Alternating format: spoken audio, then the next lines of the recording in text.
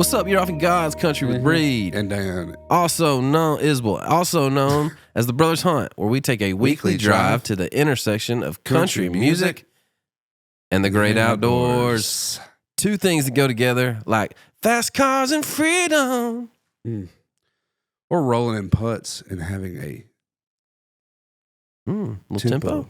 Okay. Tempo in your brain. He taught me about that today. So stick around and listen to that, and maybe your putting gets better from listening to this podcast. Then your handicap drops, and you're a better golfer. Speaking of this podcast, it is brought to you by MeatEater.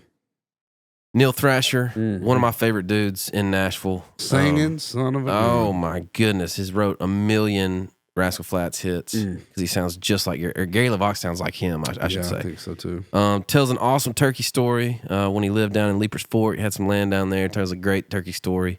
You're going to want to stick around for that. It's kind of like his Gravorite hunting story. That's right. It's a good one. Good one. Also gives kind of the behind the scenes curtain pullback of his recent hit smash, Try That in a Small Town, which he started a podcast over and it's kind of blown up. Bro, did it at the inauguration. Jason just did it at the inauguration in the rotunda. Must have been crazy in there for that one. But you're gonna want to stick around for that. Does a killer medley at the end for his Gravorite of a song he wrote and then a song he pairs it with. I didn't see it coming, man. And when it came out of, have you never played a show with him? I played one. We played that benefit. Oh, and at Mossy Oak. Mossy Oak with him. I think he did it there. He did it there. I remember him doing it. It's so good. It just caught me by surprise again, and it blows my mind at what key he plays it in and how he gets up there. Guy's a killer. He's a capo killer. He's gonna capo it up. We got roasted again. Yes, I can't wait. And it's a good one. Love getting roasted.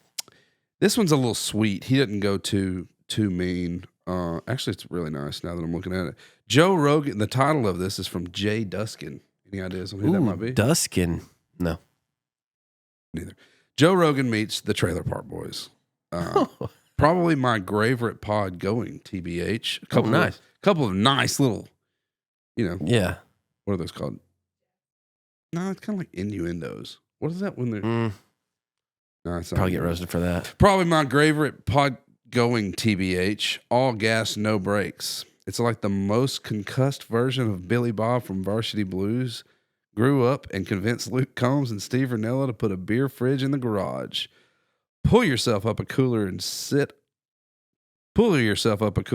on and listen to Sammy Kershaw on 11 between trail cam photos and turkey gobbles. A lot of information in there. Yeah, the guys, I mean, here's what paints a nice little picture. Here's what I take away from this. First off, it wasn't that mean, so thanks for that.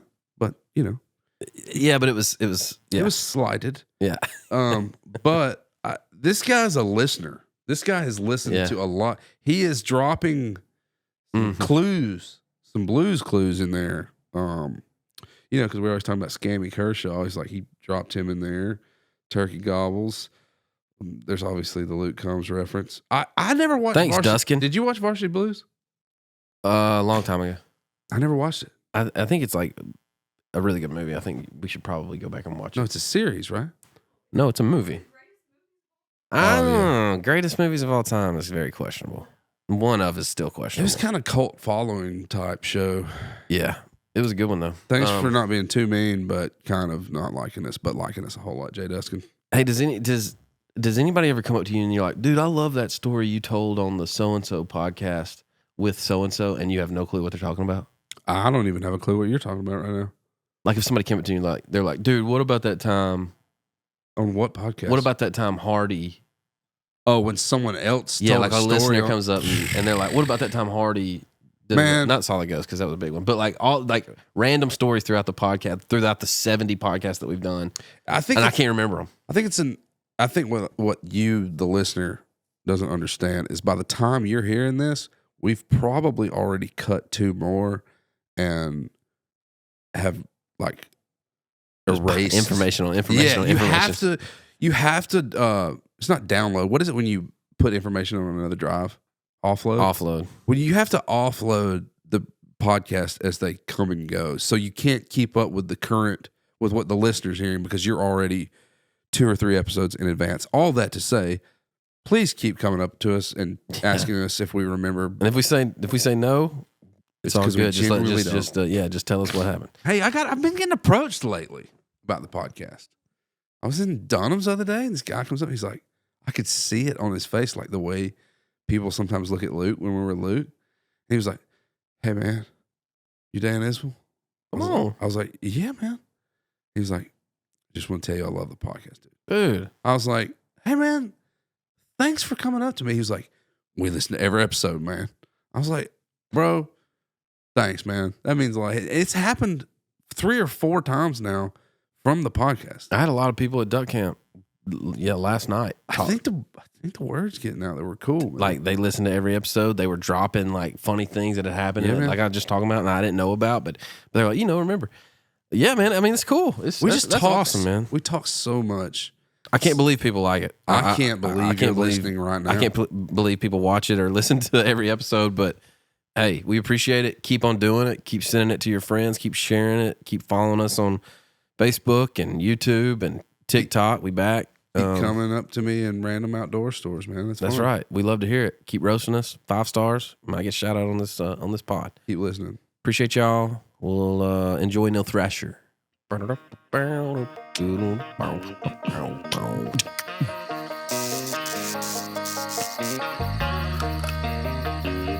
We are speed, green light, go.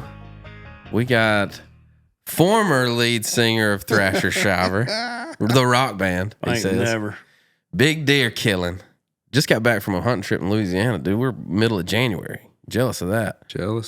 They're in full rut down there now. Right now? Yeah, oh yeah. ASCAP Songwriter of the Year, Turkey Calling Alabama Boy, written over 11 #1 songs. Give me some of that money, dude. They're monsters too. They're not like dude. They're not like little passive #1s. Including some of your favorites we will touch on here in a little bit. Co-host of the Try That in a Small Town podcast. Yep. Man, we got our great buddy, Mr. Neil Thrasher out in God's country with us today. Pretty decent golfer too. Why can't y'all do this at night? Because we got kids, dude. It took me 14 hours to get here from College Grove. The same. That's why you beat me here. Dude, what's up with you, man? What you been doing? I've been doing what you guys have been doing. Grinding. Yeah. I probably don't write as much as you guys do anymore. I don't know. We kind of pulled the old e-brake a little bit. Really? I mean, I guess I am averaging probably 4 times a week at this point. Yeah. I used to not, but now I'm writing 4 times a week. I wouldn't say you're writing 4 times a week. Bro, look at my schedule. I got to be out of here today to do it. You working today? No. Of course not. Well, I might, but I'm going to go back home. I'm going to go back home and write because I Zoom right now. And COVID was the best thing that ever happened to me. I love Zoom writing. I mean, when you got over 11 #1s, you can do whatever you want to do, too. Well, especially those, dude. Did you read them? There goes my life. Oh, I couldn't listen to that one. I skipped that. That's the only one I skipped. I had to sing that at one of my daughter's graduations. Oh, kill me. Did you get through it? Yeah, I got through it, but I got sick. When I got the call that day, when I say sick, I mean I got nauseated when I got the phone call that they wanted me to sing that because Brett James's daughter and my daughter were in the same grade and they were both graduated and he and I both had to sing. They asked him to sing Jesus Take the Wheel. Yeah. And then they asked me to do There Goes My Life. And I was like, oh no. Had you ever Sometimes it's hard enough to do that song, in certain situations, but at a graduation, you got all these caps and gowns. And parents and And I'm like, oh no, I don't know if I can do this. I don't know if I can make it through it. Yeah. But I did. Yeah. Of course you did. You're a pro, dude. Whatever. You are a pro. All right, so go back to COVID. COVID's the best thing to happen to you just to make you slow down a little bit? No, Zoom writing. Oh, just that? I didn't have to come into town anymore. There was a time when I looked forward to coming into town. Sure. But I don't know that I've ever had a time where I looked forward coming into town ever since I've been here ever. Just because I don't feel like I'm built. I'm not Nashville built, and you're not either. No. Yeah. Yeah, but I mean, when you get here though, like young, hungry, thirsty young hustler. It's shiny, right? Yeah, like you got new writes, you got new co-writes, people you've never written with, and you look forward to it. Okay. I remember those days. You don't know it yet. Yeah. And then you know it after some years and some songs and then it gets it's different now. It becomes different. Zoom. I love it. Thank you, COVID. It's the only good thing about you. I love it too. Yeah, I agree with that. I love it too. You know, we have a love-hate relationship with COVID because everybody was real mad at it, but all we did was turkey hunt every day. We turkey hunted every day of season. Absolutely. You remember? Well, it started that because turkey season. I mean, March and April was the first of it, right? So like nobody's even zooming, nobody's even working, Trying to figure it out because they're like, oh, let's just take a couple months off, and we'll jump back on the horse in the summer. And then here you get into 8 and 10 months of it. But That's right. but turkey season was at the front of it, where literally you couldn't go anywhere. The world was shut down. So where could you go? To the woods. We hunted shoot like turkeys. crazy. Absolutely. There was probably more turkey hunting going on at that time of There year. was, I was moving into a new house when COVID. I remember that April we were moving in. So I had a lot going on. Moving in down there? Yeah, in College Grove. Yeah. And so I had a lot going on. You probably played at the time. A bunch of golf too. We played so much golf. My handicap went down 2 strokes during COVID. I bet. Damn. Every day. That's right. I guarantee it did. I bet you played every day. I mean, I would have. The first time we met Neil was at the Mossy Oak. Was that the first time we met when we played that tournament? I think so. That's the first time I'd met him. Yeah. I'm better since then. Are you? Yeah, He's got How serious. many kids you got? 3. It'll get worse. I know. My wife's buying me clubs for like Christmas and stuff, and I ain't even swung them. There ain't no time for nothing. Well, that makes no sense. You got 3 little ones and your wife's buying you golf clubs. That may be a signal. And then not letting you go. Yeah, they're not letting. But I don't know if you remember this, we were down there, and that was a special week for me and Dan, especially me, because as we were playing that scramble, we got the news that Kind of Love We Make was going number 1. And it was my first number 1 is Dan's third. Yeah. I remember that. And we were so pumped, man, and Neil was so pumped for us. And I still tell this story. But he was like, man, congratulations, dude. That's so great. That's so great, man. And I was like, thanks, buddy. He was like, hey, man. He's like, listen. He's like, I ain't taking nothing away from you. He was like, but back in the 90s, all you needed was 1 more and you could retire. He was like, it ain't that way no more, big dog. I remember him saying. I didn't say 1 more. I probably said 2 or 3 more. Yeah, I think he said a couple more. I do remember you saying this. Back in the day, if you had a hit, if you had a record that came out and you had a hit on the record and like 4 or 5 cuts on the record, that you would be looking at a mega chunk. And I'm like, you mean what just happened to me? And I'm not even close. You're like, I mean, well, it was it was back in the day. It was like when my run with Rascal Flatts and Jason Aldean, all that was kicking in, and those guys were selling 3 and 4 million records. Yeah. And if you had 3 or 4 or 5 songs on each record, I mean, you're rolling. It's pretty good. Yeah. You got a pretty decent catalog to sell. It's made a lot of money. Yeah. You did good on mechanicals. You can, if you're smart with your money, you can live off of that stuff for the rest of your life if you're smart. And we were so blessed to be to hit our lick when that was going on. When you say we, you're talking about basically you and Wendell? Me and Wendell and me and Michael Delaney had a bunch together. Saw that today. And I was looking at who wrote them. I'm like, dang, Michael Delaney's on a bunch of these. Yeah. So, I mean, over the years, because my run with the Flats has been going on since 2000. Yeah. And I probably had over 50 songs cut by those guys. Awesome, man. And being on and having 4 or 5 on each record back when they were selling. And they were top of the game, too, man. Yeah. They were top of the game. Yeah. And they're getting ready to do it again. Yeah. Yeah. And I called that. Gary told me, Levac said, you're out of your mind if you think I'm going back on the road. And I said, you just wait. And this was like 1.5 years, 2 years ago. I said, no, it's going to happen. Why? Why did you think? Because he has to have it? No band in history has been as big as they are and never not gone back out on the road. That's true. At some point. Yeah. The fan base is too big, and you have to do it for the fans. Right. And there's probably, too, I would imagine, if that's your life for so long, especially at that level, like, I mean, anytime you go out on the road's a grind, but like, they're not, that's not really hard at that point. Like you're time away from home, but your buses, you're in and you're out, your planes, you're in and you're out. So it's fun, right? And that happened. There was a run of years for them where they're at the top of the game. It feels like if it was that for you, and you hang up you hang the cleats up on it at some point down the road, you're going to want to get back in it just a little bit. Like you miss it a little bit. I was You're on the gonna wanna verge. dabble. I was on the verge of like, okay, I told Lana, my wife, I said, I'm going to slow it down and I'll do some writer shows and whatnot here and there but we're okay. And I'm just going to kind of just coast a little bit. And then freaking, Lovelace comes in with Try That in a Small Town. And I'm like, we wrote that. And I was like, nobody's going to cut that. And I was on the verge of just shutting it down. I was going to semi-retire. Yeah. Yeah. Just kind of coast a little bit. And we wrote that and Fired it back up. brought it, and got with Tully and Kurt. And of course, Aldine couldn't wait to put it out. It was the timing of that thing was it was dumb. So. Yeah. And then that kind of got me back in the game. Now I signed over there with Aldine and now I'm writing again. Back in the game. I'm back in the game. We'll touch on that later. We like to start off a little yeah, segment called What You Mad At, Neil? What am I mad at? Yeah, you gotta think about it. What Y'all got a song for it? mad at? Just tell us what it is. What you mad at? Is it your in-laws' kids? Might be a boss man or your neighbor's cat. Just tell us what you mad at. Damn. I tried to go Neil Thrasher on How you for a y'all get second. that loose this early? That's amazing. Dude, I've been up since 5. Well, not this early. morning. I've been up since My- 2:30. Okay. Yeah, Not I will- early then. With I've 15 been, minutes I've been up nap? since about 2:30. Just 15-minute nap. 15-minute naps. What am I mad at?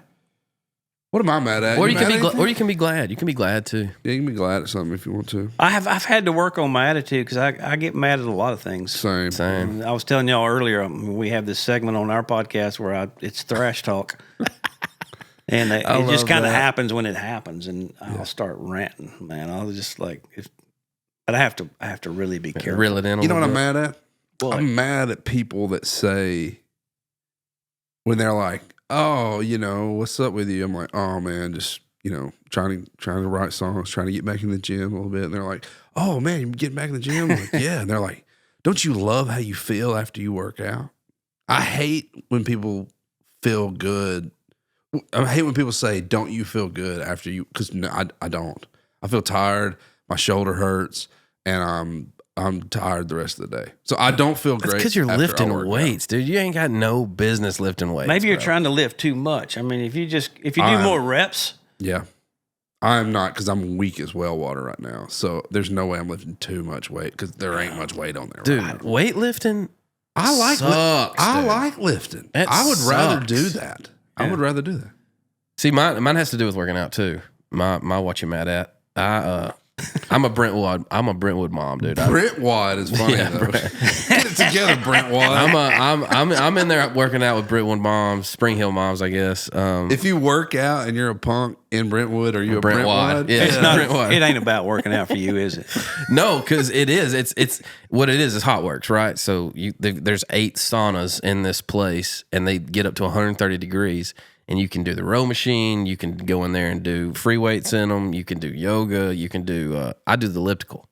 So my routine is I'll get up, early in the morning, get my Better Call Saul on my telephone, and I'll set it in front of me in the sauna. I'll turn the video all the way down, and I'll sit there and I'll do the elliptical for 30 minutes in a 130-degree sauna.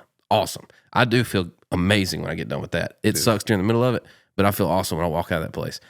So that's my routine by myself, and you can go online and you book your classes, and you can see if anybody is booked for that time.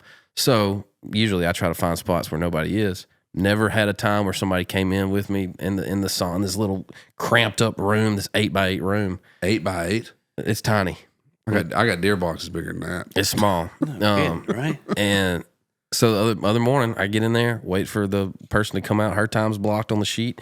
She comes out. How you doing? Good to see you. Ain't nobody. There's one other person in the whole spot. I wait for her to come out, get my phone, put it up there, Better Call Saul, turn it up, turn the video down, start pumping. Door opens. And I was like, what? She's like, oh, sorry. Thought I'd just jump in here with you. Not booked the class. Didn't book it on the sheet. Didn't, just thought she might get a little hot work session in. While you're getting I was your like, hot oh, works. okay. And now I got to turn Better Call Saul off, and I got to sit there for 30 in minutes silence? in silence and think about how much I don't want to be there now. Because like and I'm watching a TV show, it goes by fast. Yeah. But if you're just sitting there working out and you're thinking about working out, then I'm just thinking about how much I don't want to be working out. Yeah. It was But you keep going back. Yeah. Hot Wives. I mean, Hot Works. Brentwood. Hot wads. But you keep going back and working out anyway. Brentwood. man. Brentwood. Yeah. Because Neil, I don't care about being hot, dude. I just want to put days on my life. Well, I don't know. What am I mad at? I stay mad at some things, but it doesn't last long. I don't get furious at anything. Yeah, sometimes it's big. Sometimes it's. Yesterday, mine was shampoo and conditioner bottle looking. Exactly I mean, the I could go off on things that I'm mad at, but I don't want to get political. Dude, let's go viral. LGV, dude. Let's go viral. Why not, right? Right. No, I don't want y'all to get red flag. Like COVID, dude. Let's go viral. Good Lord. Oh man, I wouldn't be mad if I was you either, Thrash. You've written some huge songs. You live on an awesome golf course. Great You family. can hit it. I'm mad at my putting right now. I am mad at that. All right, Wait, when have let's you get into played it. golf though? I go through putting phases. I've got You go so through many putter I've got phases? so many putters now. Have you dabbled in the lab yet? No, I've putted with one and messed with it, but I've dabbled with it, but I haven't put one in What my are you bag. talking about? What is the lab? It's the new putting craze, dude. Lie angle lab. Lie angle, whatever. Ballistics. Yeah, whatever the B stands for. I don't know. Oh, balance. Lie angle balance. They feel good, but I'm a field player, so it's like Same. it has to be the least amount of weight I can have down there where I can just feel the club head and feel the weight. I play better. I don't like getting technical on my putting. I don't like stepping it off. I don't like well, I'm gonna go 10 o'clock or 70%. I can't do that. When I putt, I want to feel like I'm shooting a basketball. Like I want to the same. Like you don't know how far you are from that goal. You're just feeling. That's right. You're just feeling it out, and dude, and it's the same thing in basketball, right? Like when you're stroking, and you're hitting everything. I feel like I'm the same. I'm a very very hot or cold putter. Yeah. I'm not a good putter. I'm just a streaky putter. You're supposed to be instinctive. This could turn into like a golf That's all right. podcast For this sure. morning. Oh, I know. I could go for Thrash, hours. Thrash can I've play, played y'all. with- Thrash can play. I've played with you cats before. I know how this goes. So what? Let's get in. Let's talk about putting for a little bit. What do you? Why are you mad at your putter? It's just because I can't settle on one thing. I get mad. And usually when I get mad at my golf game, it gets better. Huh. I got better at golf when I got mad at my game. What's your when you're putting bad or let's go putting. When you're putting bad, what's the first thing you do? When I'm putting bad, the first thing I do, I start looking at the hole and start doing drills and field drills. And I don't look at the ball, I look at the hole. Okay. And I'll do those drills for an hour, Just feeling it. feeling it, Mm-hmm. seeing it go in the hole. And I won't even look down at the ball. I'll be looking, and I'll putt not looking at the ball. Yeah. And hit it pure every time. Yeah. It's weird. It's weird how the brain works in golf. Yeah. I can't. I've always heard swing the putter and just let the ball be there. Mm-hmm. Don't hit the ball. As a novice, let the ball get in the way. This is an interesting conversation. I'm not good at that. Like you told me something the other day that helped my putting completely, like changed just one little thing. And it was that when you're within 4 feet, instead of like coming all the way back, you want to go 10. Is that what you said? What was the thing? Yeah. Short, long. Short, long. On short putts. Yeah. Dude, that probably saved me 4 strokes that round. Just that little tiny. So like, what's your, if you're telling a guy how to putt, how do you tell him to putt? There's no reason why guys who are talented musically and athletically have some semblance of an athletic ability. Yeah. There's no reason why they shouldn't be decent golfers, simply because of the rhythm and the tempo. I mean, they have apps on your phone. You can get on your phone, metronome apps and things like that. You can lay down by your ball and get rhythmic with everything. From the time you look at the ball, get behind it to look at your line, everything should be a rhythm and be For real. Oh, absolutely. You walk up to Tempo. that. You walk up to that tempo. You get behind the ball to that tempo. You put your putter behind the ball to that tempo. You putt to that tempo. Wow. And it works. It's unbelievable how good it works. Huh. Yeah, I'm super. You get me interested off in on it. this, buddy. So we're going. Well, I mean, how do I? I'm telling you. I'm curious. How do I figure out what that tempo is? Without getting technical, and it starts becoming more musical and more becomes a dance. Wow. And everything that's you well do said. in golf, when you step into that bubble and step into that square and it's time to hit a shot, It's in your head. when you're done shooting the shit with your boys on the Yeah. tee box and then it's time to step in that box, Yeah. that's when it should start. And nobody will know what's going on in your brain, but it's going on. And you will crazy. find fairways, you will hit greens, even in your short game when you miss greens. That when you step into that box and you're chipping or you're putting to that, and you find your number, everybody's got a different number. Yeah, it could be the speed of the That's tempo. right. Could Everybody's be- got a different tempo. Because it's not sporadic at that point, right? So is Like, that- it's controlled. Yes. It's within a meter. It's You know, amazing how good it works. It's unbelievable. Is that how when good it works. people say tempo? Are they talking about that? Yes. Because I thought they were talking about the speed of your swing. It is, but it's got to be in rhythm too. It's got to have a certain tempo. Like you'll see some players giving if you YouTube or Google tempo in golf and you see some of these tour players, they all have their number like 23.7, yeah, 18.8. or just 64 or whatever. Yeah, that's what That's where I your would. magic number. You know? And that determines when you start your backswing, where you end your backswing, Yes. where you click with the ball, the whole thing. Mm-hmm. Wow, dude, that's mind blowing. I've never knew that was even it's a thing. amazing how good it works.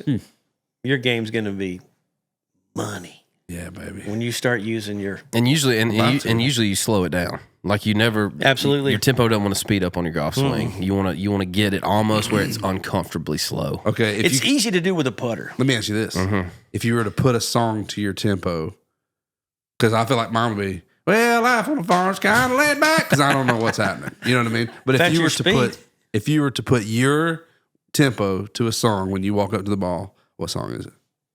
What could you play to that tempo? Man, he's a how country feels guy. Now, I have a video. I have a,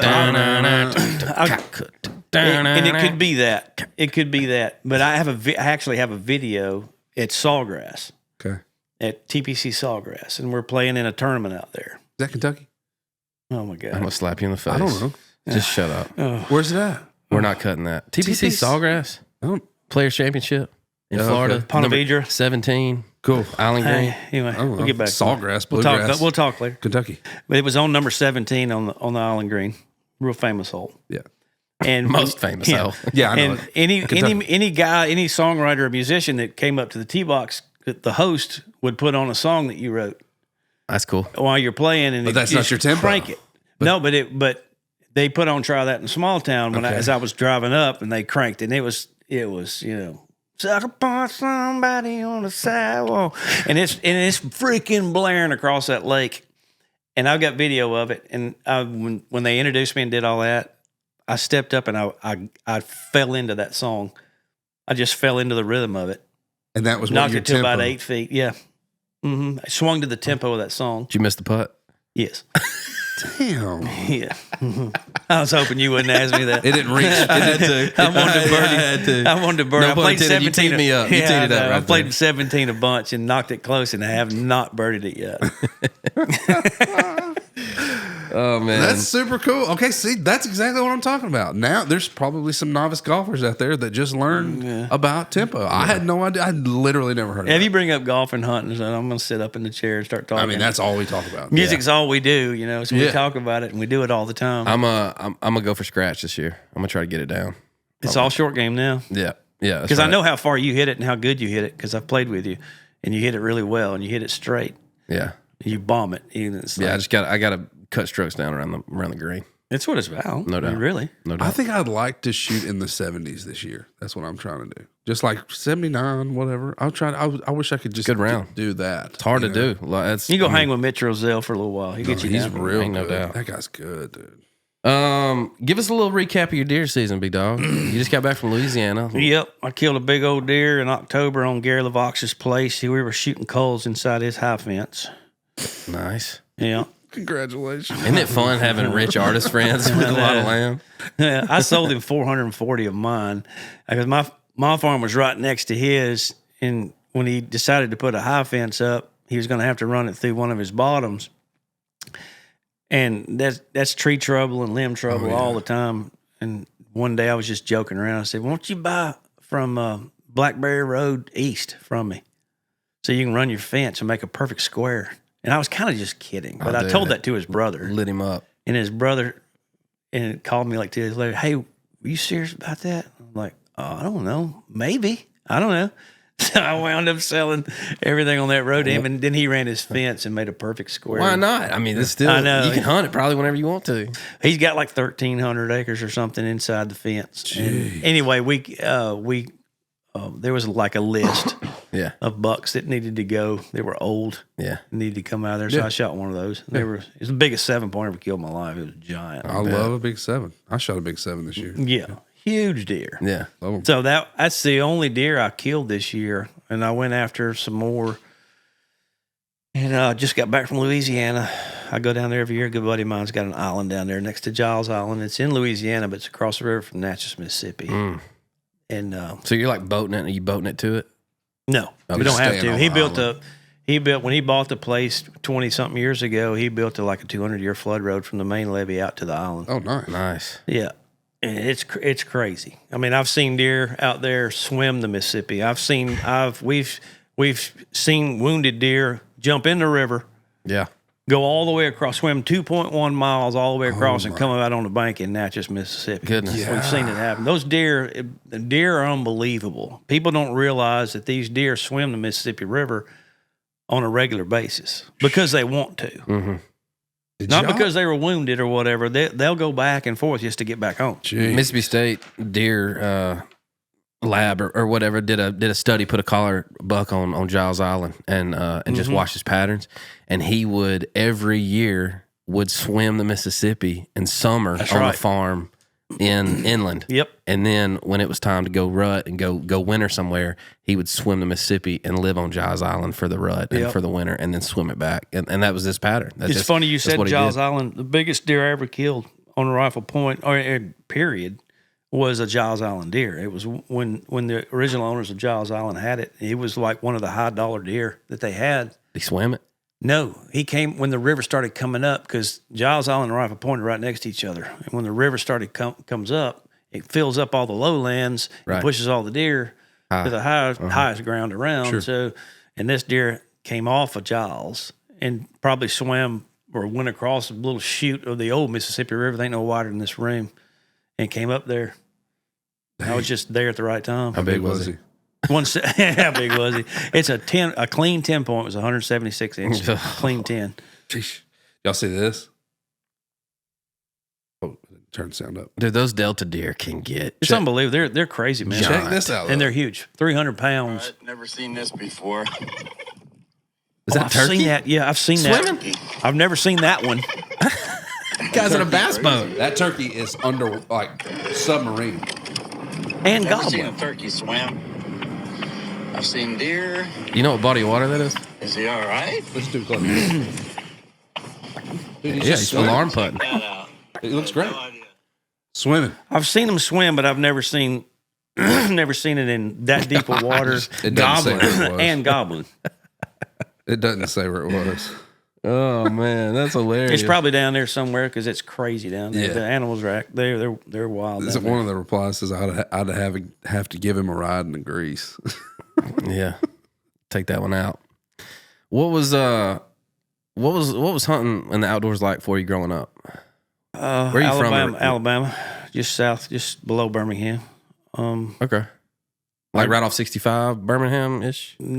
Kind of off of 280, more Okay. 280 Shelby County. Yeah, I was in Jefferson County. That's where I grew up. Went to high school. But Shelby County is where I grew up, where my grandparents' place were. I learned everything there was to learn about hunting and fishing down there in Shelby County. We had a lake, like a 15-acre lake that was in the family, been in the family for years down in the country, and me and my cousins and everybody, we learned how to fish there and learned how to hunt there. yeah. Yeah. So I learned how to shoot a gun from my grandfather on my mom's side. All my music came from my dad's side, and all my outdoor stuff came from my mom's side. Even though my mom's dad, he sang with Gene Autry back in the day, so it was on both sides. Yeah. Yeah. As dads of kids, and I know you've got 2 girls. Mm-hmm.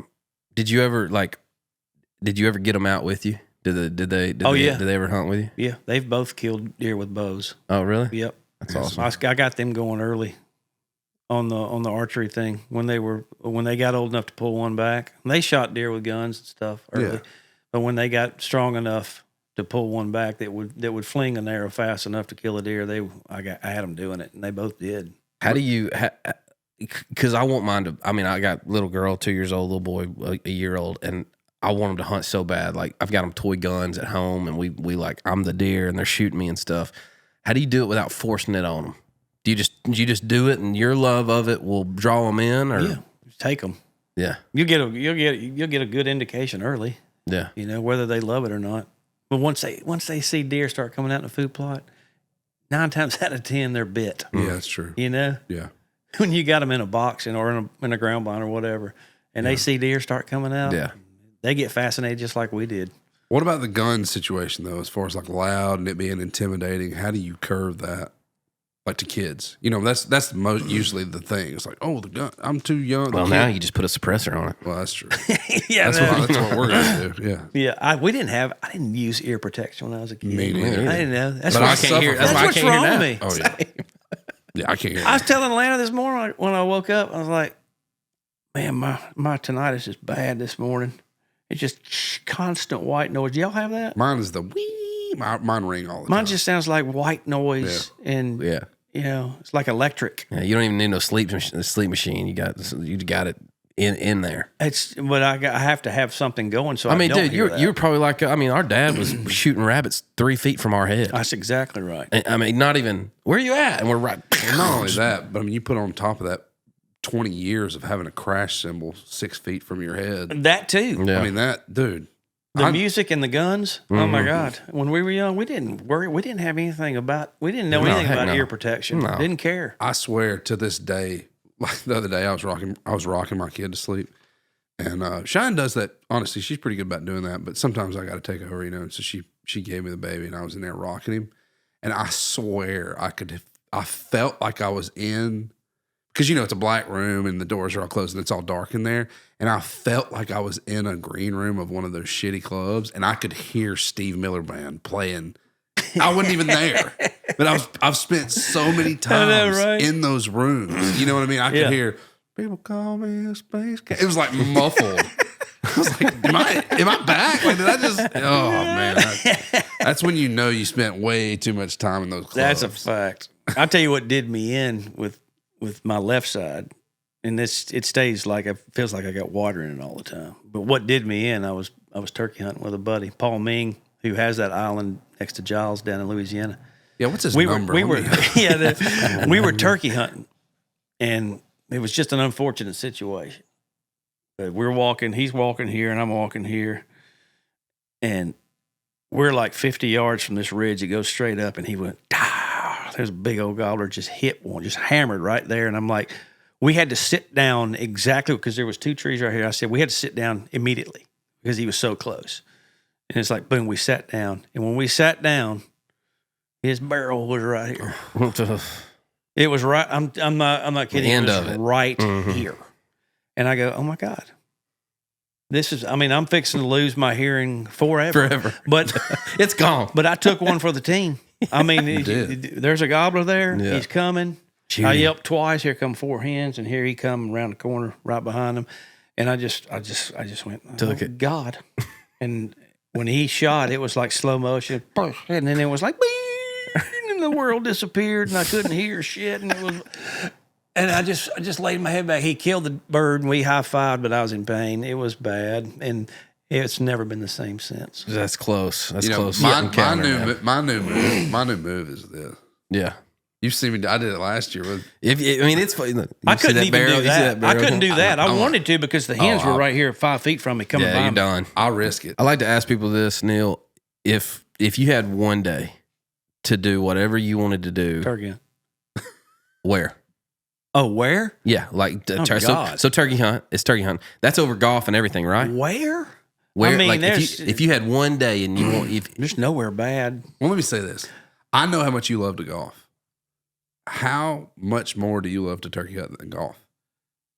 Turkey hunting is just like you only get so much of it. It's such a seasonal thing. Sure. And they keep taking days away from us. Yeah, basically a month at this point. Yeah. And That's why, because you look so forward to it, because you know you're only limited on your time. So, I mean, that's why I love it. But the memories that I've made with turkey hunting, the heartbeat that I've got, the heartbeat and the heart rate that I get from turkey hunting, you know what it feels like when you shot that big deer in Kansas. You remember what that felt like. Oh, yeah. But we could talk. I can tell you the whole story again if you guys want to know how it felt. When you have a gobbler gobbling, or two or three or four, and they're just over a ridge, and you can't see them, but they're right there, and you can hear them spitting and drumming. That is a different kind of heartbeat. That's a different kind of adrenaline, and all turkey hunters know exactly what I'm talking about. Yeah, and it doesn't matter where it is. Yeah, Tennessee, Missouri, Kentucky. It's just hot gobbler in front of you. Bama. It doesn't matter where it is. Can you walk us through one of your favorite turkey hunts? I'd just like to hear turkey hunting for a second. I haven't even broke the seal on this, and since I've got so many, I have no earthly idea. You can't think of one that's just special turkey hunt. Special turkey hunt. It could be anything. It could be anywhere with anybody. It could be by yourself. I always think about the one I killed on public over here on the lake. That was those are good ones. You kill one on public ground. That's always a good one. Yeah. I killed a turkey where I used to live in Leaper's Fork. I had 14 acres out there, and I had one gobbler that would hammer across the Blacktop Road from my ridge every day. And I knew he was old because he was real high pitched. And I just knew I knew it wasn't a Jake. Yeah. And because I've heard enough old gobblers gobble to where you think it's a Jake and it's not a Jake. It winds up not being a Jake. It's a super old bird. But anyway, this bird was over there, and he would do it it got to the point where I thought he was teasing me, because I'd go from my ridge and I'd shoot, a handful of 2-year-olds or whatever, year after year or whatever, and some decent birds. But that one bird, you could always tell it was him by the way he gobbled, and I never could get him to come in. And I don't hunt in May much because it gets so hot. Yeah. So snakes and spiders and it's nothing. ticks more than anything. Yeah. One morning it was one of those tick hot mornings, and it was like, and I heard him over a gobbling, and it was in May. It was towards the end of the season. What time is it in the morning? And I don't even remember. It wasn't early and it wasn't late. He was just over there, just Doing his thing. you know how they do. It's after they'll just walk in circles on a ridgetop and just for no reason. Yeah. They don't even have any hens with them. Yep.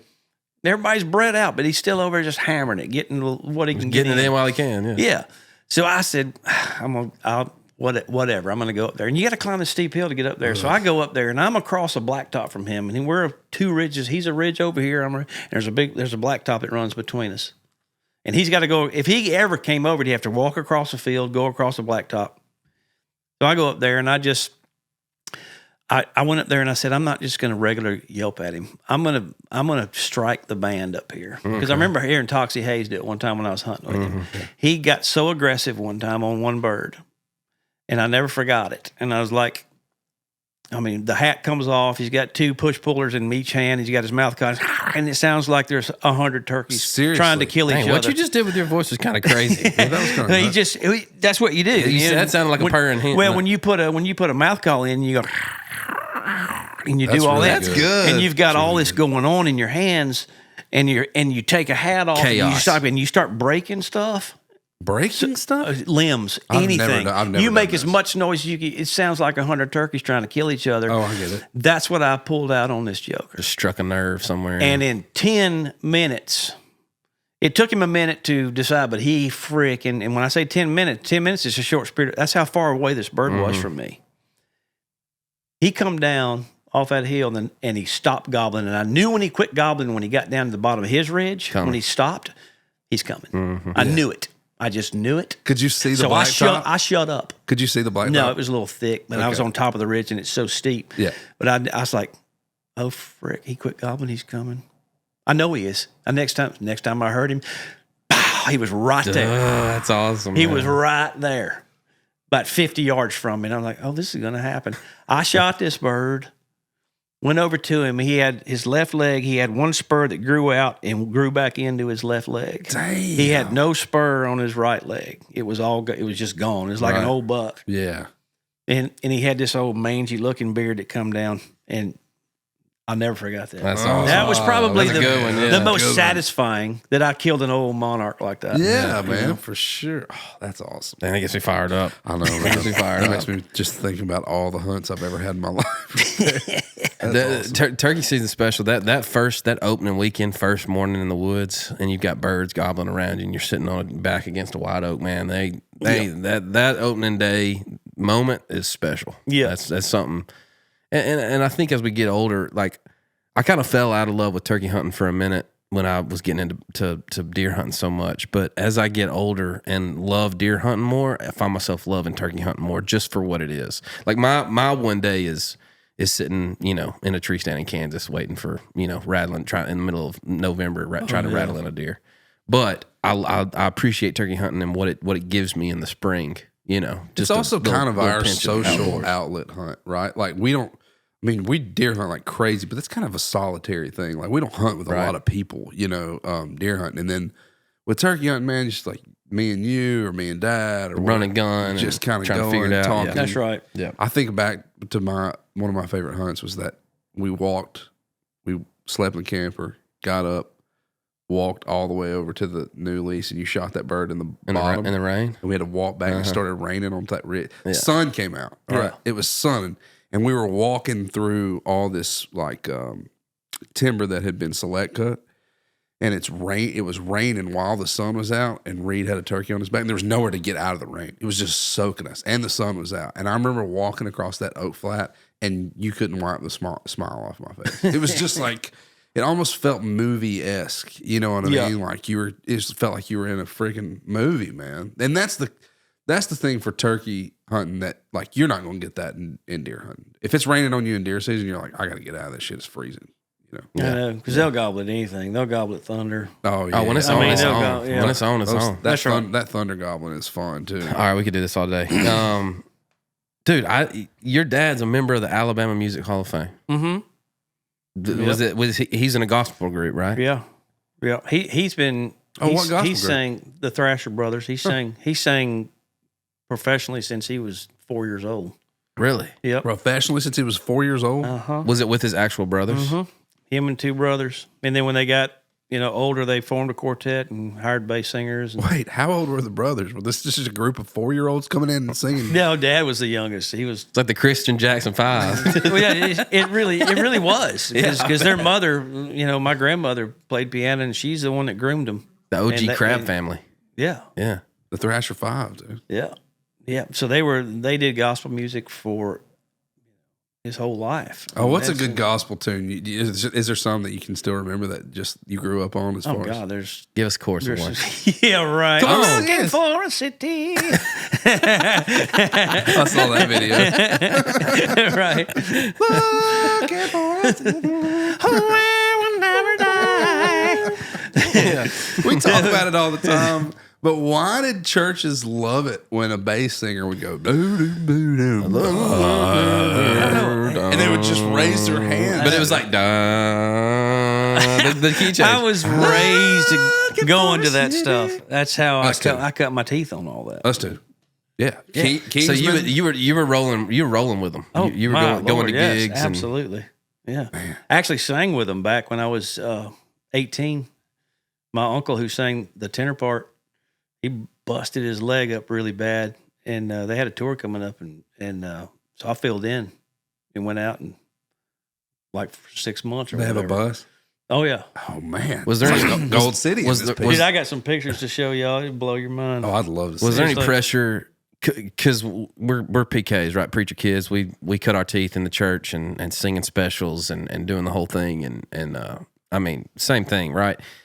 And there was a little pressure for us to continue our musical journey in the church and do Christian music or try to do a thing like that.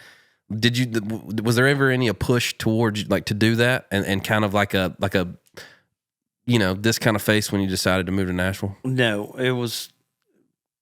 I was always into sports and I always played since I was 7. Okay. Played baseball and football. Yeah.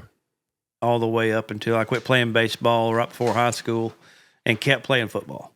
And then I started kicking. When I was a junior in high school, I started kicking. I got smart. Field goal? Punt? Yeah. Okay. both. And then I wound up going to Middle Tennessee State University. So I went up there As a kicker? Mm-hmm. Really? I went there. Athlete, dude. But it was like, and my dad was pushing me because I went to Fort Lauderdale, Florida, to kicking camps, like one-on-one kicking camps. I mean, I worked with NFL guys back then. It was mostly for punting, but my dad was. I kind of felt like he was kind of wanting me to go down that path a little bit, and because I was good at it, and it was like, let's do this, and so that's kind of was. But the music thing was just there. You wasn't going to get rid of that, Right? And so I did the whole artist thing after that and did the record deal, but the songwriting thing was a byproduct of all the artist stuff. Yeah. But Dad was like, I think he was kind of trying to push me toward more the sports direction. Yeah. But he knew I could sing, and he knew that I got it honest through my family and through the blood and everything.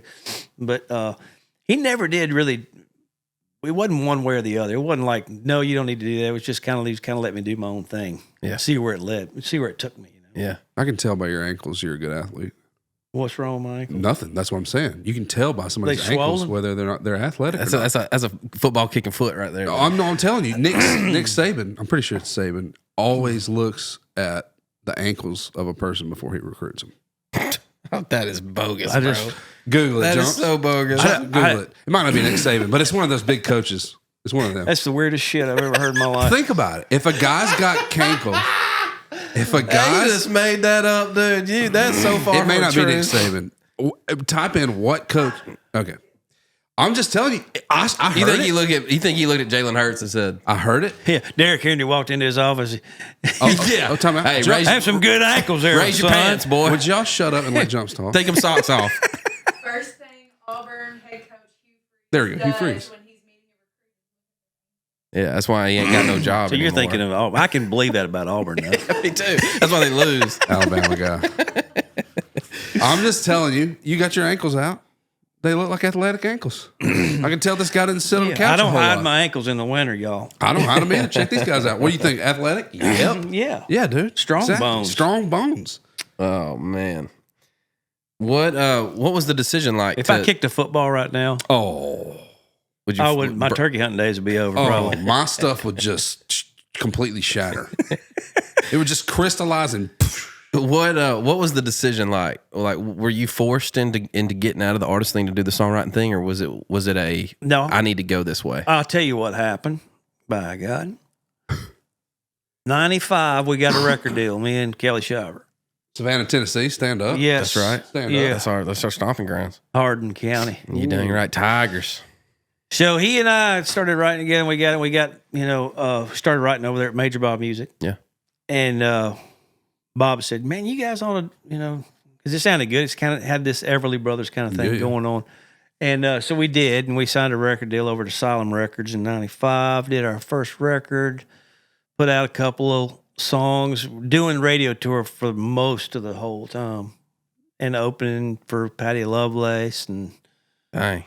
I can't say Lovelace. I'm used to No, Kelly. it's I'm used to Kelly. Kelly Kelly. Lovelace, Yeah. my It's buddy. Loveless. It's Loveless.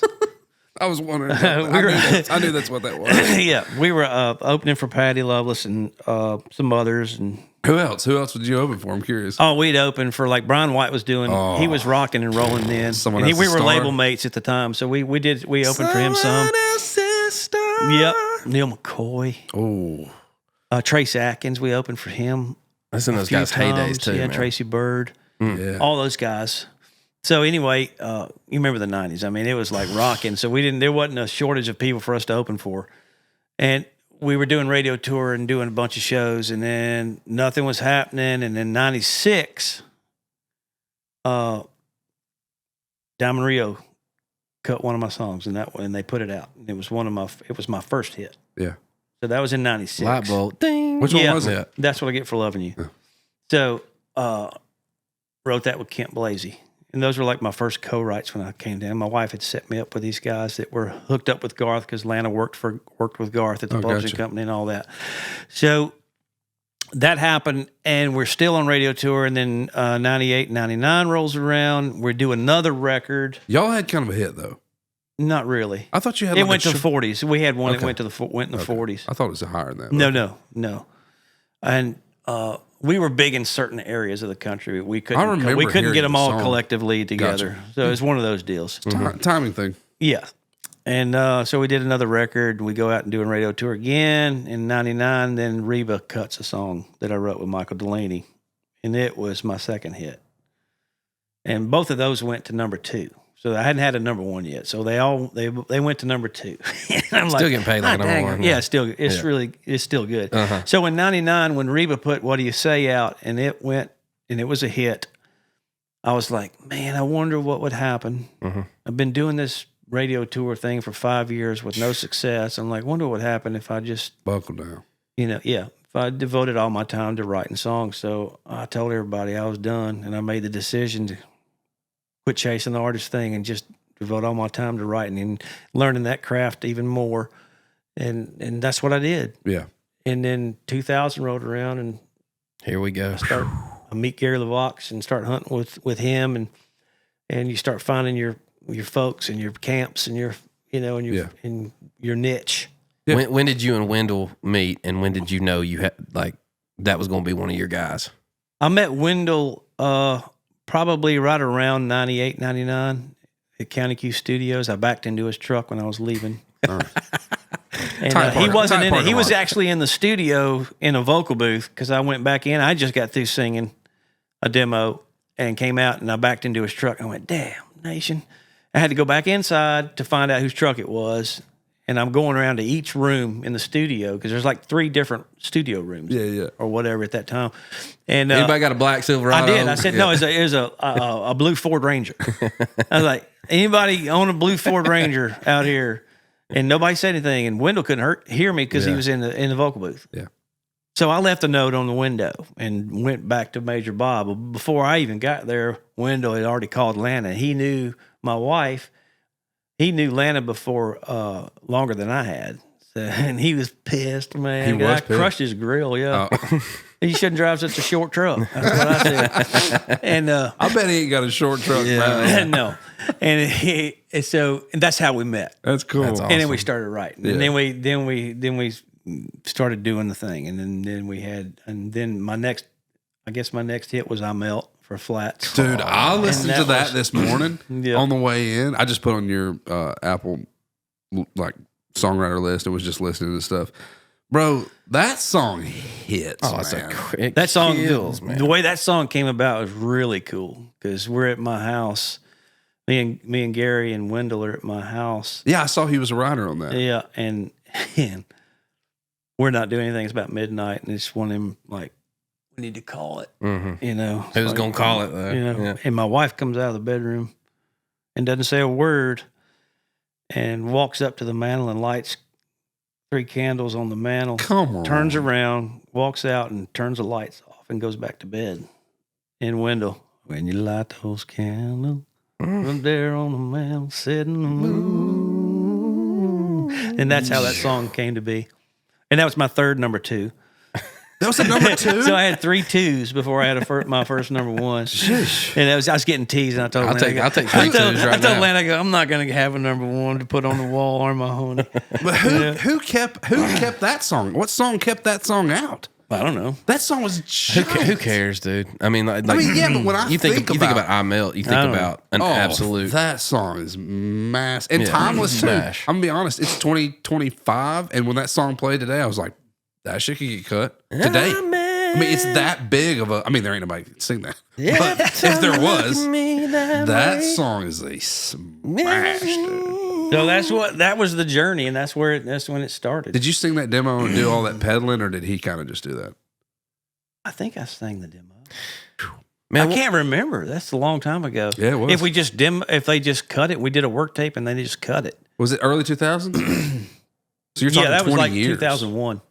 God, 24 years. hearing you sing those songs, even when you sing like Fast Cars and Freedom and all that, I always think to myself, like, man, what timing it was that you and Gary were buddies and Wendell doing those things and writing those songs, because you all have the same tenor tone that you can just, because a lot of times when you're writing songs, you're trying to pitch to artists, you gotta conform to the artist, right? You can't sing too high if the guy can't go a little bit, but like, I love being able to write those songs because I'm the same way. I'm a high tenor and can get up there, and I love soaring melodies.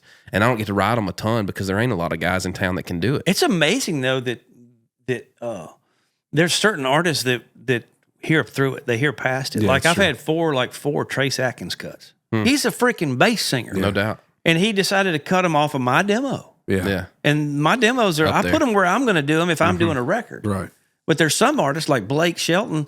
I've pitched him so many things and never had a Blake Shelton cut. Yeah. And I've pitched him so many things, but Scott Hendricks told me, it's like, Blake's got to hear it where it is for him. It's like then the songs right here is like, dude, you can change the key. Yeah. Yeah. We're lucky. We're lucky to try to get a Blake Me Shelton too, cut. man. We're blessed that Luke can go, because we can, it kind of just opens the doors to be creative and write a melody that's kind of outside the box because you got a guy that you're going to send it to that can do it. Well, he's got the chops. I mean, that dude freaking, Yeah, he does.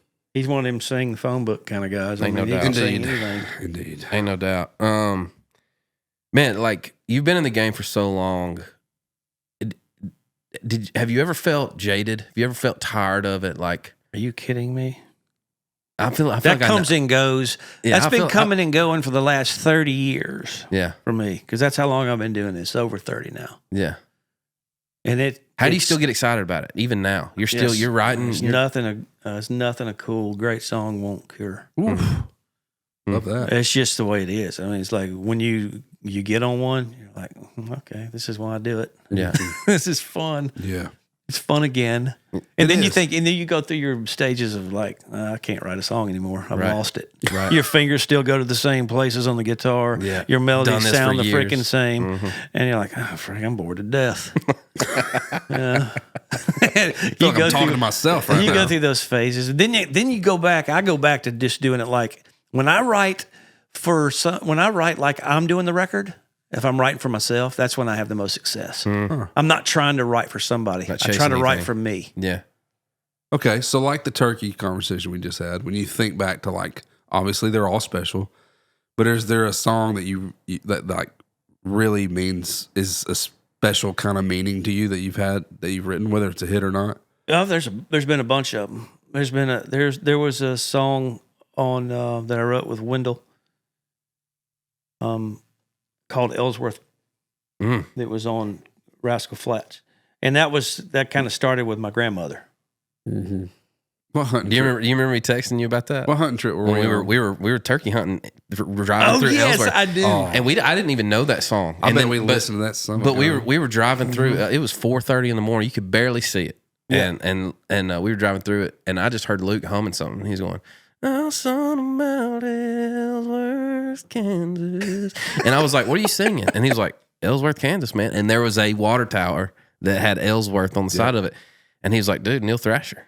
And I was like, "Wait, what?" I bet and we that's- listened to that song 50 I times. love texted you that early in the morning. And I was like, "Hey, dude, Yes, I was do like, remember we're that. headed to a turkey hunt, and we're driving through Ellsworth." That all Kansas. started because my grandmother was like getting up there, and she was living. great We had song. moved to Cool Springs, and she was driving. She's like, "Oh, she's driving the wrong lane." It's that kind of deal. It was just. It was about her losing it here, but she also lived in Kansas, and it was like, but she could tell you everything. That all started from that. Wow. What a great song, Yeah. man! What a great It's song. funny. It's funny how those kind of diseases treat people. Huh. They can remember what went on 50 years ago, and they Wow. can't remember what they Was it did dementia? 2 minutes ago. Yeah, a little bit. Yeah. Yeah. It's kind of beautiful too that's what it leaves them though. Yeah. Like it leaves them the good. Like it leaves them there. Yep. Their- Her biscuit. their Her prime. biscuits were like my thing Yeah. when she was, and that's the first line. Grandma burned the biscuit. Mm. It's like because nobody made a biscuit like she. Dude, did. why can nobody make a biscuit like a grandmother, dude? Dude. Meemaw's biscuits? You know why? Next level. Cooked them with. She knew she was cooking them for us. Next. Cooking them with. Put a little love in there, dude. I'm Put a little telling care, you. That's Put a little right. flair in Things there. cooked with love taste different. Yeah. Ain't no I doubt, swear man. they do. But there's No other doubt. songs too. I mean, there's a ton of them that were cut that didn't come out that I felt like should have. yeah. A lot of them. Of course, There Goes My Life will always be special. Yeah. Try That in a Small Town is probably the biggest, and I'm probably the most because of what it did. Huh. Let's talk about it. It was against happy. the odds For It sure. should have never happened. Should have never happened. And as much as they tried to kill it, they couldn't kill it. Give us the small snippet of that. Give our listeners a small snippet. Small of town that. snippet. Yeah. Funny enough, I had my golf clothes on that Tuesday morning. And Caleb, me and Lovelace write every Tuesday. So Not Patty Lovelace. no, not Kelly Loveless. It's Kelly Lovelace. That's right.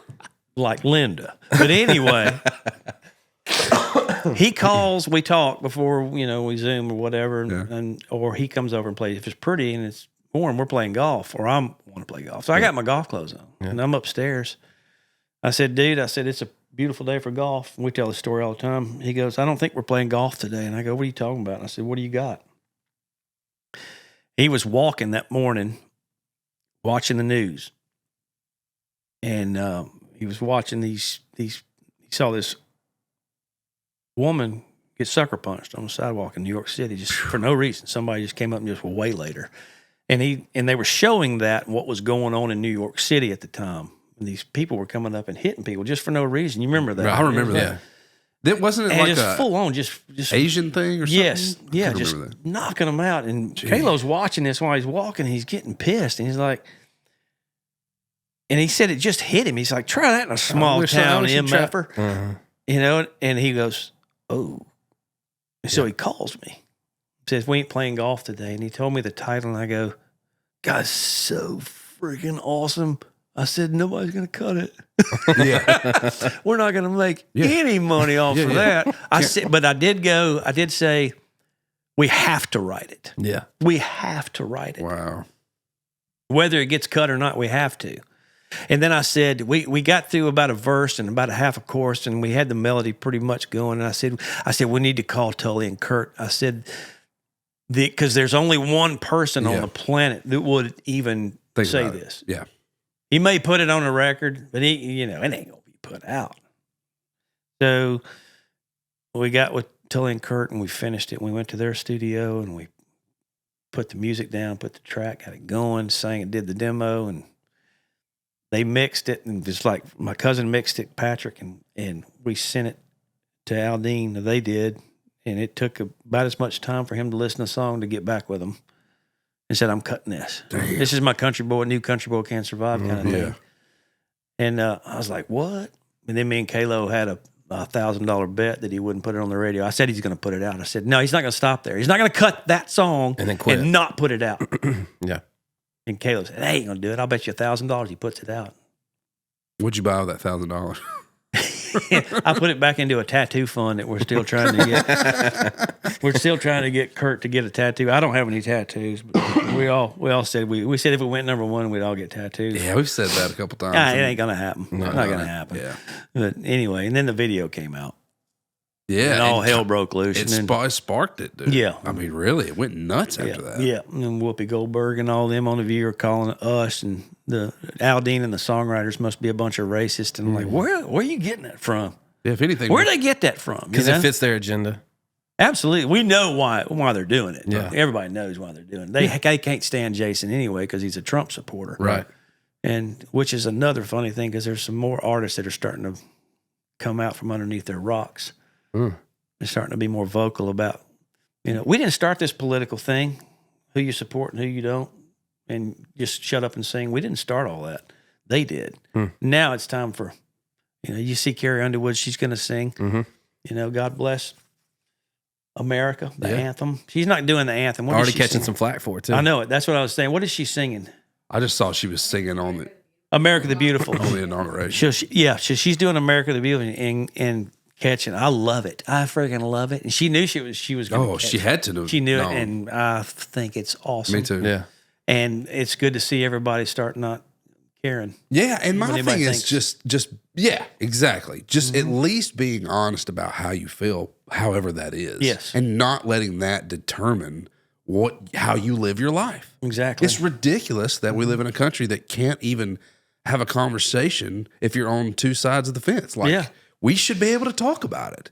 And we should be able to say how we feel just like everybody else But does. it's also beautiful to live in a country that something like that happens. Try that small town comes out, video comes out, and they think it's a T-ball sitting on a tee that they're about to hit a home run with to cancel Jason Aldean. Yep. And get this song, make this song and then what does that song do, dude? What is the supporters of that song? What is the message of that song turn around and do to you can't put that fire out, man. Caught fire. Well, when people try to create their own truth, it comes from the left, and they try to create their own narrative and their own truth, but nobody's buying it anymore. No. Right. That song is what it is. It's the truth, and it's not against anybody or any race or anything else. It just is what it is. Yeah. You're not going to come down here and screw around. I don't care what color you are. You're not going to come down here and burn a flag in our town square. It's not going to happen. No. You're not going to take our guns. Yeah.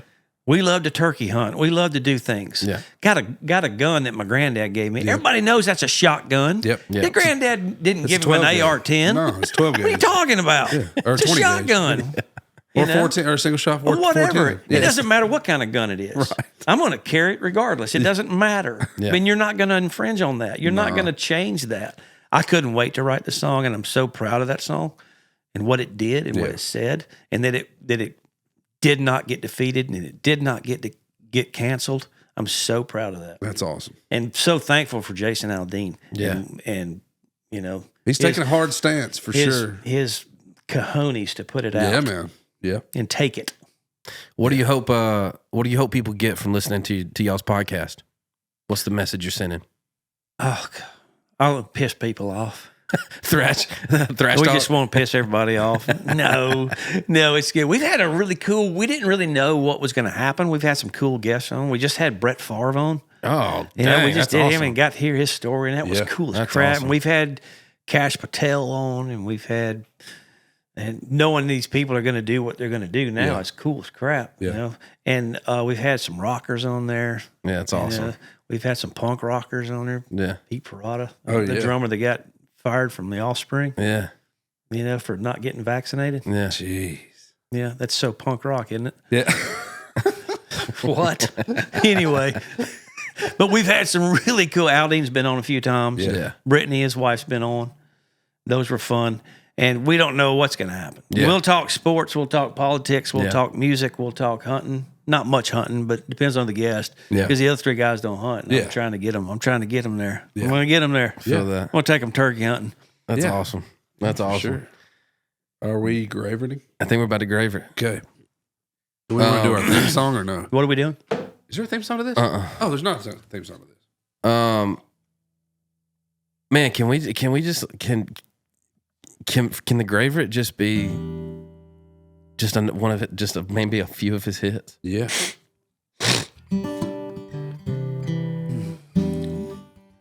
I can sit up. I'm almost mute. Oh, is that too high? What song is that? Night Train.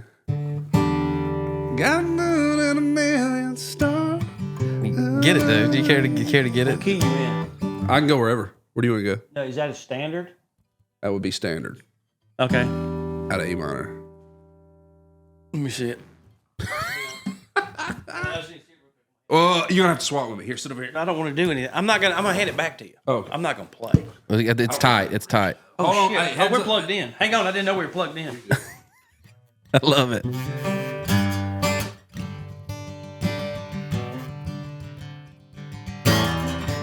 We can do another one too. We can do whatever. That's the right key. Is it too high? Are you shitting me?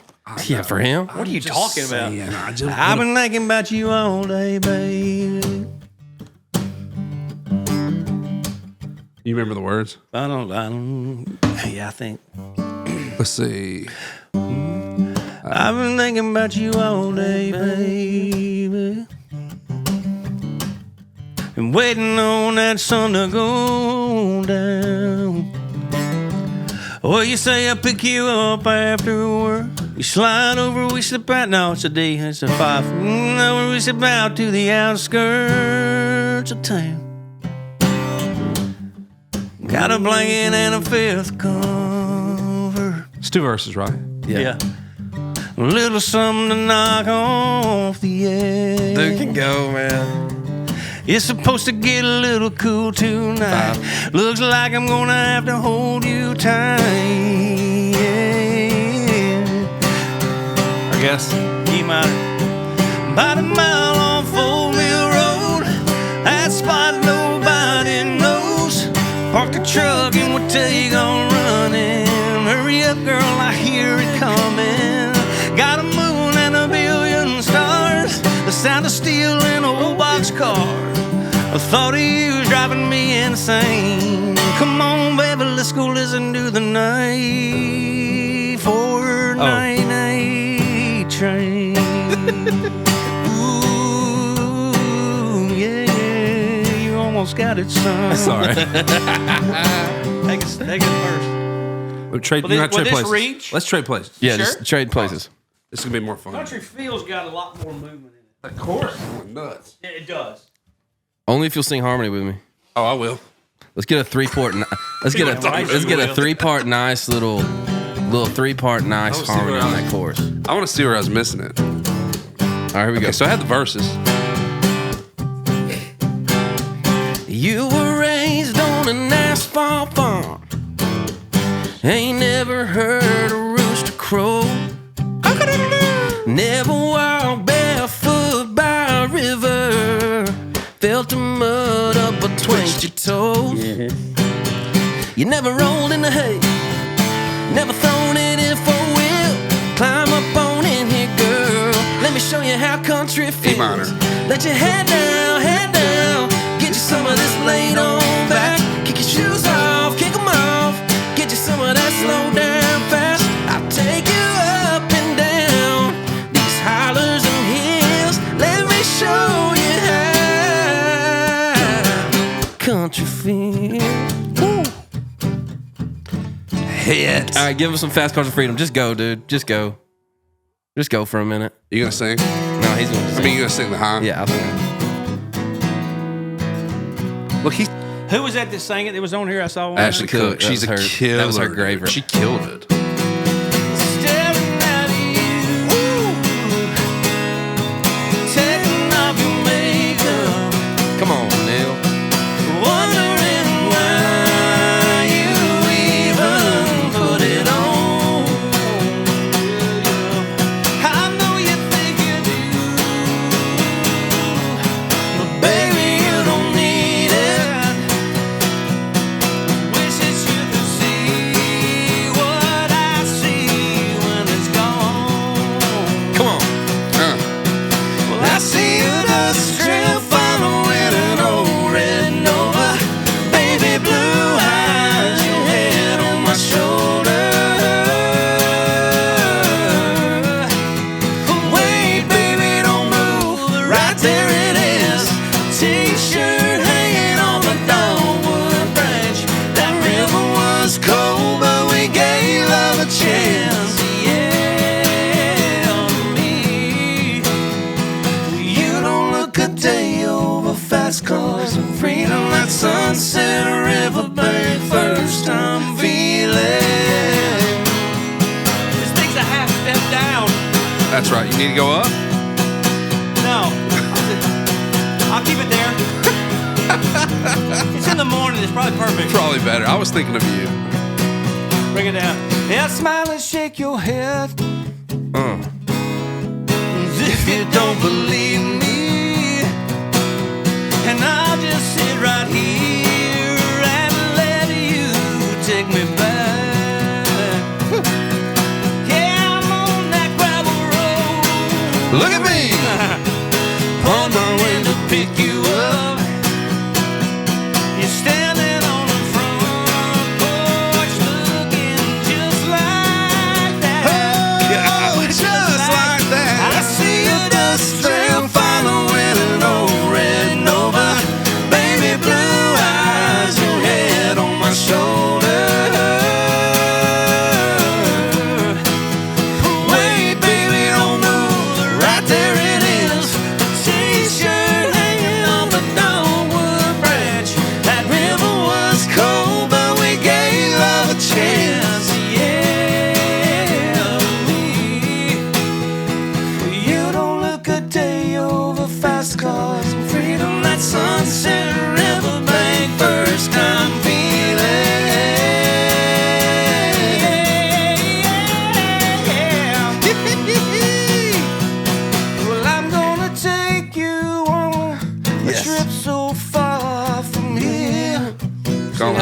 this. Come on. I got 2 tickets in my pocket, boys. We're gonna disappear. Waited so long. Waited so long. Waited so long. Waited so long. Waited so long. Ooh, I got 2 tickets to paradise. Won't you pack your bags? We'll leave tonight. I got 2 tickets to paradise. 2 tickets to paradise. Dang, Neil Thrasher in God's country. I don't know where that came Was that my from. favorite Bro. section we've ever done, dude? You are a monster, bro. Monster. You're a You monster. guys are, man. It's so much That was fun. Dude, thanks Oh for my coming on. gosh. Thanks for hanging out with us, Hey, pal. you We know we love you, love man. We gotta go shoot a turkey in the I'm face. ready. We're I'm going ready. to. I'm We're ready. going to. I'm also gonna gonna make a birdie with you Come on. sometime. Yeah, we need to play some golf too. That was unreal. That was dude. awesome, I'm buzzing. I'm dude. buzzing right Yeah, now. I mean, I think I'm in shock. It was awesome. That's fun. Neil, thank you. Thank you. y'all. We love you. Thanks for hanging out in God's Hey, thanks country. for your stance, dude, on humanity Absolutely. and on the where we're at as far as a nation, as a country, as a people. For truth, man. For truth, for Yeah. your songs. And honestly, that no one and it really does, it doesn't come out as clickbait. It doesn't come out as That's true. Yeah. check our stuff out, which you should try that in Small Town Podcast out. Thank you, brother. But I'm saying it doesn't come across as content. It comes across as a genuine love for humanity and the way things are and genuinely just getting along with your fellow American. We That's appreciate right. we Standing up appreciate for the that. good, man. We That's appreciate right. that. And we wanted to do, I mean, I know you guys are the same way. It's like we want to use our platforms to, we do like fundraisers up in Illinois. Yeah. Where we Yeah, man. deer hunt Sure. for the small towns up there. We'll Yeah. do for the FFA or Absolutely. for, some of the vets. And, Yeah. and that's what the big picture is for us. Sure. That's what we want to do. And I know you guys are the same Yeah. way. And anytime we can do that and help out and give back, go play, go do some shows, Yeah, man. raise some money. Well, we're happy to be your brother podcast in arms, and we view you guys as brothers as well. Yes, we do too. Thanks for hanging out in God's country with us. We'll check y'all next time. See ya. Peace. Yeah, that's fun.